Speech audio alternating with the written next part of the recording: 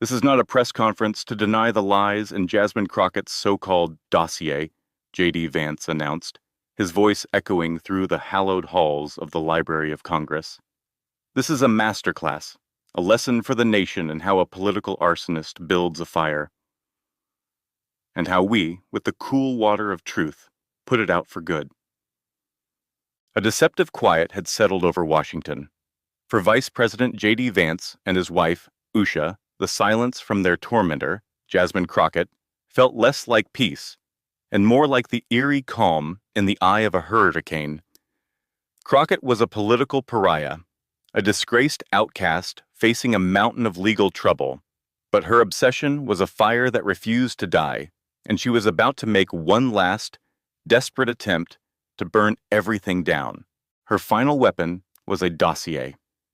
Working with a disgraced opposition research firm, Crockett had consolidated every lie, every smear, every debunked conspiracy from her entire vicious campaign into a single, slickly produced, professional-looking document. It was titled The Vance File, a study in corruption.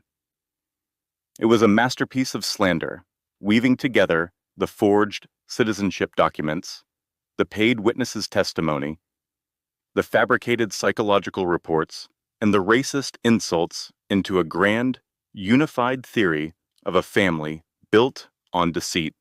At precisely 9 a.m.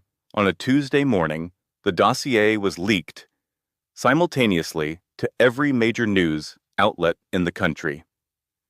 It was a shock and awe media blitz designed to overwhelm the truth with the sheer volume of its lies. J.D. and Usha Vance were at the Library of Congress attending the National Book Festival when the attack began. All at once, every phone in the Grand Hall began to buzz and chime. A low murmur grew into a frantic roar as reporters, smelling blood, abandoned the festival and swarmed the vice president and his wife. "Mr. Vice President, can you comment on the allegations of corruption in the dossier?" one reporter yelled. "Mrs. Vance, what is your response to the claims of ethical malpractice?" shouted another. They were trapped in a vortex of their enemy's making. J.D. Vance, his face a mask of cold fury, stepped in front of his wife, shielding her from the chaotic scrum. "We will not be dignifying a pathetic work of fiction with a comment at this time," he said, his voice tight with anger, as the Secret Service cleared a path for them to leave. They returned to the White House, the media blitz in full swing. The dossier was the only story in the world. "This is her masterpiece," Vance said, pacing the Oval Office as he spoke with President Trump. "She's bundled every lie into one package. We can't fight them all at once. If we deny one, they'll just move to the next. It's a hydra." President Trump listened, his expression grim. He looked at the dossier on his screen, scrolling through the litany of lies. He then looked up, and a slow, strategic smile crossed his face. "You're right, J.D.," he said. "We don't fight the hydra by cutting off one head at a time.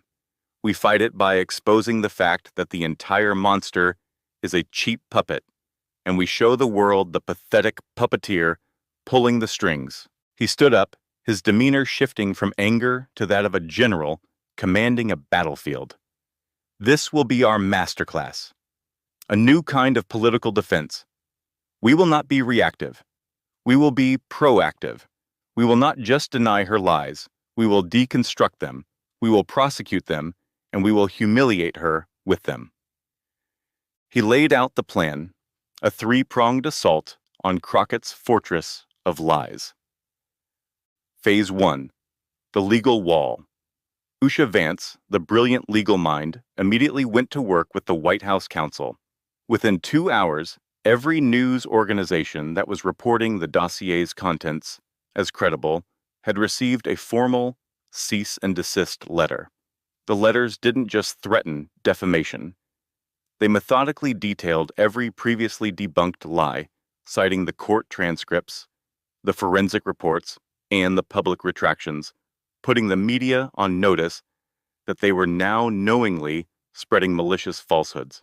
The legal threat was so powerful, so well documented that many outlets immediately began to backpedal, changing their chyrons from Vance faces corruption allegations to White House disputes, claims, and controversial dossier. Phase 2. The Factual Blitz.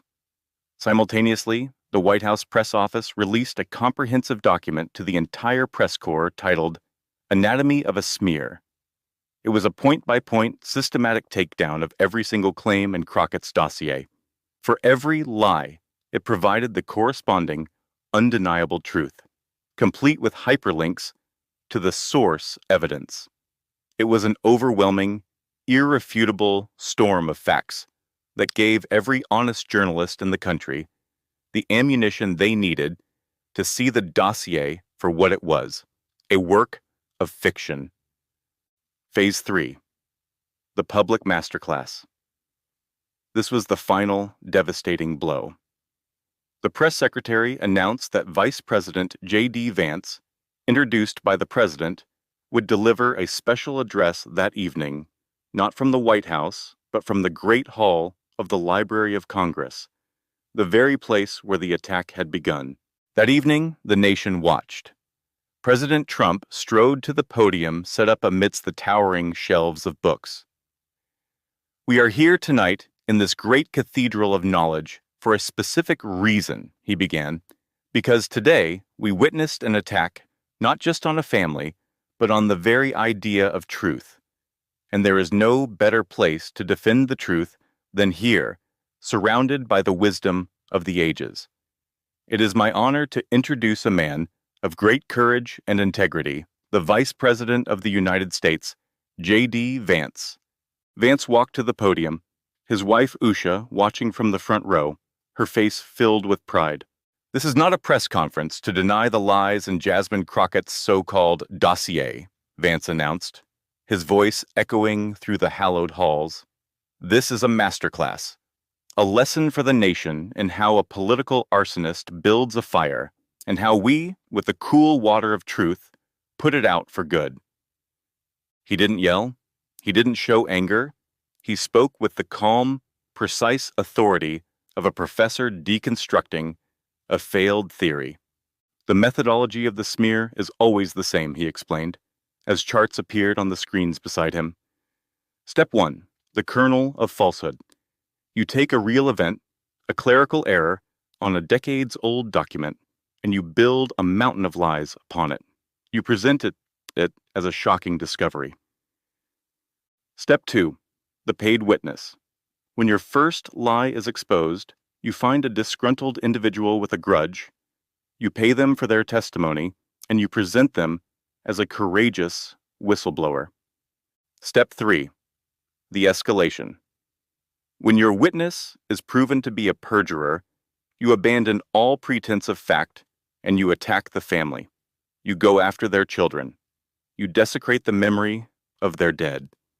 You use their love for each other as a weapon against them." He looked directly into the camera. "This is not politics. This is a sickness, and understanding the methodology is the first step in inoculating our nation against this disease." For 15 minutes, he calmly and brilliantly dismantled Crockett's entire campaign, not as a victim, but as a teacher. He exposed her tactics, her motives, and the desperate, pathetic pattern of her obsession. He concluded, "The dossier released today was not a final attack. It was a final confession, a signed confession detailing every crime against the truth this person has committed. She did not build a weapon. She built her own indictment." He looked over at his wife, a look of profound love and respect in his eyes. "My wife, Usha, is the strongest, most decent, and most patriotic person I know. And this entire disgusting saga has only served to prove that to the entire world. The campaign against my family is over." He stepped back from the podium. The applause was thunderous, a roar of intellectual and moral victory. Jasmine Crockett, watching from her lonely office, felt a final, crushing wave of defeat. She hadn't just been beaten. She had been dissected, analyzed, and used as a case study for her own brand of political poison. It was a masterclass in defense, and she was its primary and most pathetic exhibit. In a stunning intellectual and strategic victory, Trump and Vance didn't just fight Crockett's lies, they taught the entire country how to see through them. What part of this masterclass in defense do you think was the most effective? The legal wall, the factual blitz, or the vice president's public deconstruction of her methods? Let us know your thoughts. And for more stories where truth and strategy prevail, subscribe.